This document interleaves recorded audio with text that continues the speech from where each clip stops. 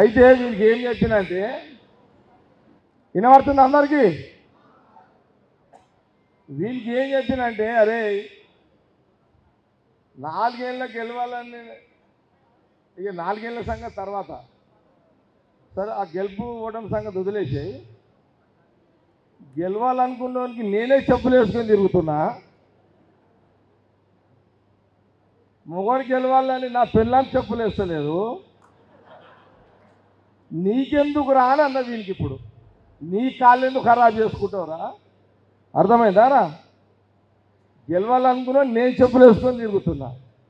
మొగోడు గెలవాలని నా పెళ్ళాము చెప్పులు వేసు బంద్ చేయగలవు ఆయన తెంపుతా ఆయన అని చెప్పి. అర్థమైందా? వద్దు, చెప్పులు వేసుకో. ఏమైనా అయిందనుకో, మరి కరిచే కుచ్చుకపాయని కళారు చూడరా, నేను వస్తా నీ దగ్గరికి. రానరా, వస్తా, దవాఖాన ఖర్చులు ఇస్తా, పోతా. కాలే అయితే ఎవడు తెచ్చిస్తాడు? ఎవడేమైనా తెచ్చిస్తాడా? ఈ పాగల పనులు చేయకుండా